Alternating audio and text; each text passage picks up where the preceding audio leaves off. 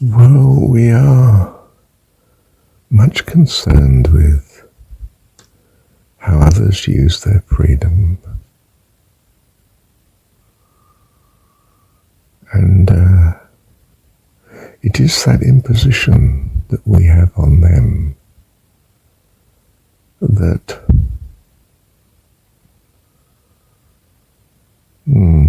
causes great difficulty from their point of view.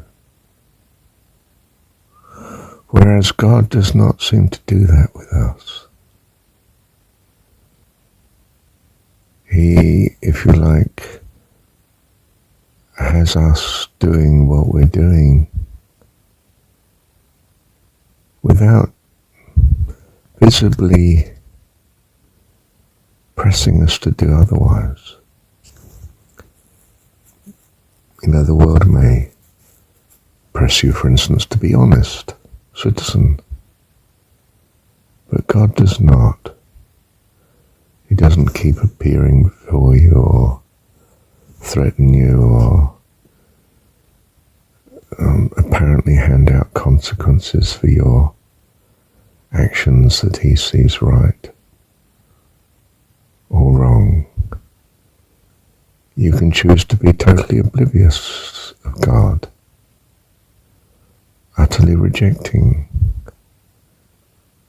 I mean, you still wake up each morning to another day, and you're fed and you're clothed and you're housed. Or perhaps in many societies you're not necessarily. But the day carries on, and you can see it all as not affected by God whatsoever, that God doesn't even exist, if you so choose. He doesn't crash into that. I mean, your life may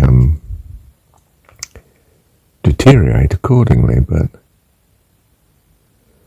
you're not being confronted with the person of God telling you off and raging at you and threatening you. And do you see? Perhaps we should be more godly in that way. Not imposing on others. Not constantly telling them what they should be doing. I've said it before, haven't I? The lovely thing about YouTube, you can just not listen to that recording, watch that video. You can switch to something more you're liking. You don't have to be harassed. I mean, if, for instance, you see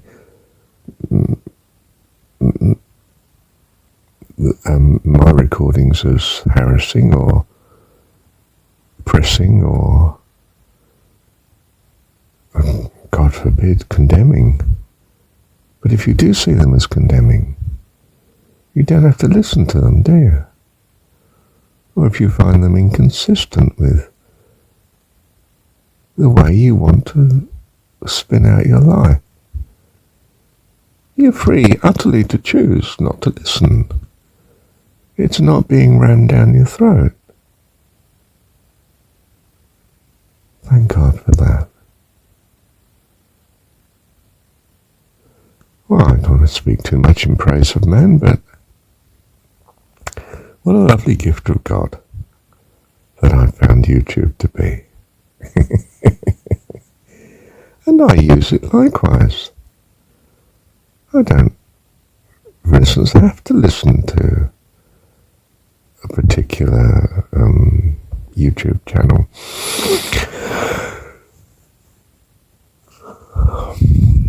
I mean, I've listened to Christians, theologians, philosophers, members of this group and that group, teachers of this and that.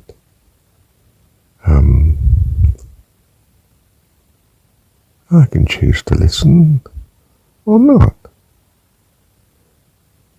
It's a gift. It's not an imposed upon, something imposed upon me. It's there if I want to use it. I think that's lovely, don't you? We should be more like that.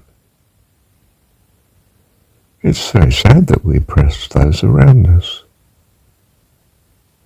Those that have been a blessing. Well, you could say we're also oppressing those that don't seem to be a blessing to us. Whereas, why are you doing that? Why aren't you simply avoiding such? Perhaps you can't.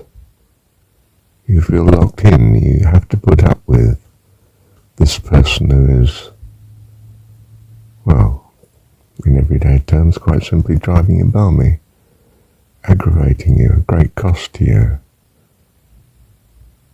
So you respond by telling them off, pressing them to be otherwise.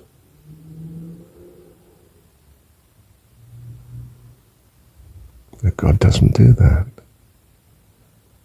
You could say Scripture does, but only if you read it, only if you choose to listen to it. Just like YouTube, only if you choose to listen to it and be influenced by it.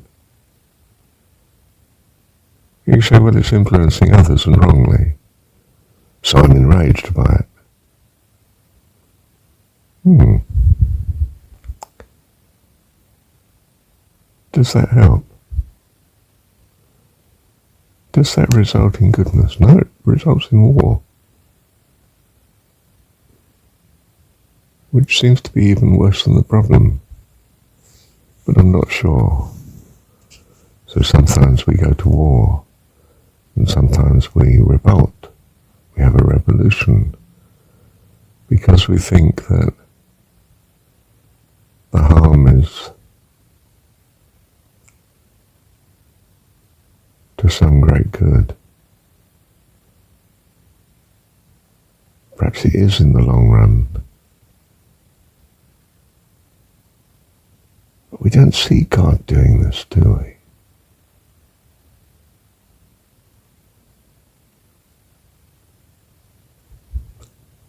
Do we see this with the parent? And is that good parenting or bad? I mean, it used to be very much the understanding that the parents discipline the child. But then the understanding came that that disciplining was an evil in itself. You know, I mean, people used to hit their children. It was understood a good parent didn't do actual damage, just caused enough pain for the child to correct his or her behaviour. But then it was thought that perhaps it does do a lot of damage. It alienates the kiddie from the parent. And then who do they turn to for advice and guidance? Not the one they're afraid of. So there's a revision came into society somewhere around the turn of, probably during the 20th century, that perhaps that's not the way to do it. And traditional people thought, well, you're going to get chaos as a consequence. Well, perhaps we have got chaos as a consequence. But it's hard to tell. Perhaps the chaos that we have now is in part the consequence of some other evil, not lack of discipline, if you like, in the old-fashioned sense. Certainly the world of Victorian discipline and law and order was also accompanied by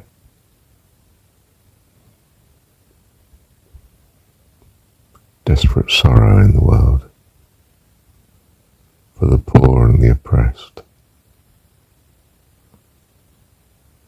we certainly didn't like that. Whether it was the cause of it or the way out of it, well, we came to the conclusion it was the cause of it in the end. And we put that approach behind us, somehow, as a society, in some measure anyway. Obviously, the state still has the monopoly of violence and imposition, and where it doesn't have, we may even lament that there's not enough law and order for civilization to flourish properly. You could say it's a problem we don't know what's an optimal mix of how much imposed law and order is best.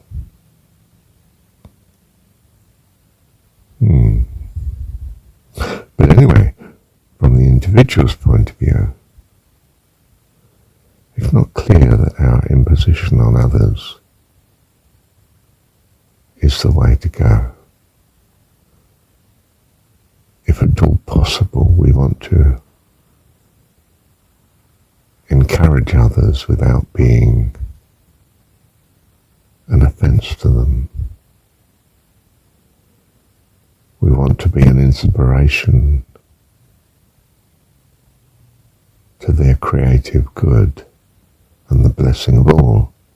It's just we're not certain how to do it. And that's what we're learning here, isn't it? How to bring peace and love and joy. It's what I liked about Marshall Rosenberg's teaching, nonviolent communication. It's motivated, it seems, by a desire to understand the consequences of the way we speak and what we do when we're communicating with others, and how to do it to gain a more harmonious and loving outcome. Well, that's just wonderful, isn't it? I do commend it to you. See what you think. Marshall Rosenberg, non-violent communication. You can check it on, for instance, YouTube, or you can buy the book. Sorry, this is not meant to be an advert. I'm not paid to say this, alright? I just think it might be helpful to you. Bless you. Let me return to where I started. I've just listened to this recording so far. I'm not sure if it's the panacea, but much of the discord can be simply stepped away from and avoided, rather than challenged, you pressing them what's right and them pressing you that you're wrong, and division and discord. Stepping away is caused anyway, but with harm and hostility. Better to simply back off very often. If you can't influence to good, you certainly don't want to influence to something that's worse than is already. People harden, don't they, in their line when they don't love you. They're not going to listen because you're such a cost to them from their point of view. And it's their point of view that's steering their behavior, of course. So, golden rule is to avoid where you reasonably can. Now you might say, yes, but then there's continuing, ongoing evil and harm, and what do I do about protecting others? Not just, I can protect myself by stepping away from the conflict perhaps, but I should be out there. I've fundraised for animal welfare because feel it's a great need from the animal's point of view. So I'd sit outside the supermarkets collecting for particular animal welfare group. And I was incredibly effective as regards fundraising. I found I couldn't influence as well as fundraise because then the supermarket was less keen on having me there. It affected presumably certain sales, like the meat department.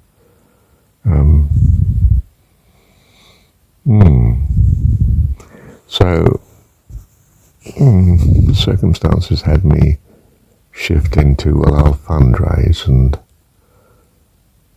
I never confronted, and occasionally I'd be challenged by a farmer, and almost never in a harassment way, but I may have been harassed in the end.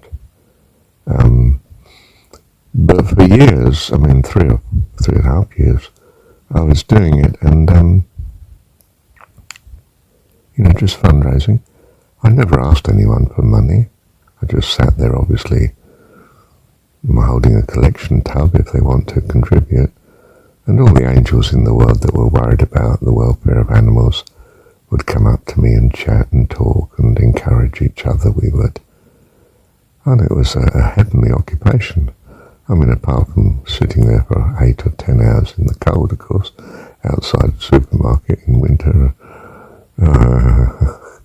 and layers of clothing on to try and keep warm, and it had its cost, but it was lovely in a way, just through the people I met, and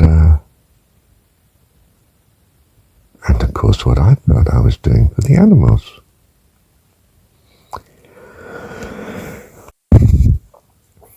But yes, I would have the odd farmer who'd chat to me, and I recognised, well, I didn't want to be it's his livelihood, and living's not easy, and I didn't want to be an unhappiness to him or her who was chatting to me, and they would understand that, because I wasn't matching my kindness towards animals with a hostility towards farmers, say, or the meat department. I empathise, understand the dilemma that we're all in, that life is, well, difficult in some ways, and we, from our own point of view, are doing the best we can. I think that's the case. There may be some forms of life that are actually trying to do the worst that they can, but presumably they don't last very long.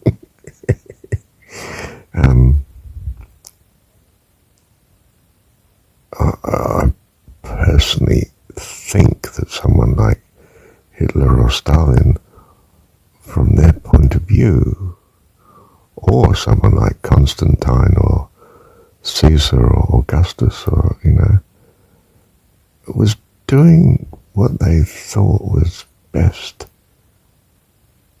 as they understood it. They may have understood it in a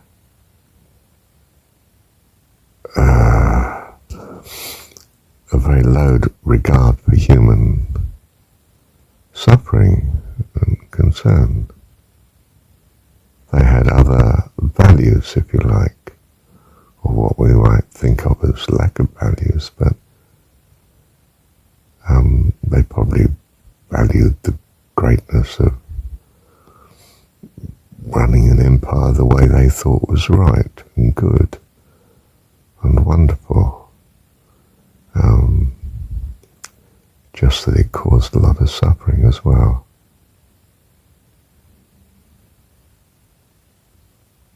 And that's an understatement, isn't it? We can cause appalling suffering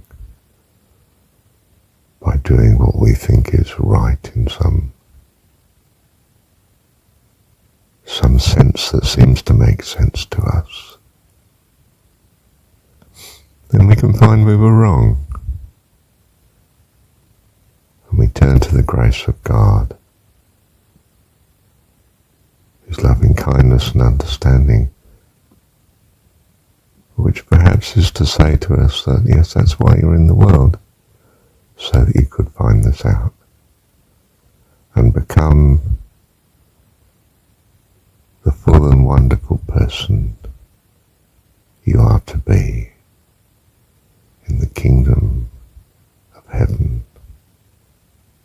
Bless you. So, let me encourage you simply to do what you can and what you find to be a blessing. Bless you. And or perhaps I should stop there.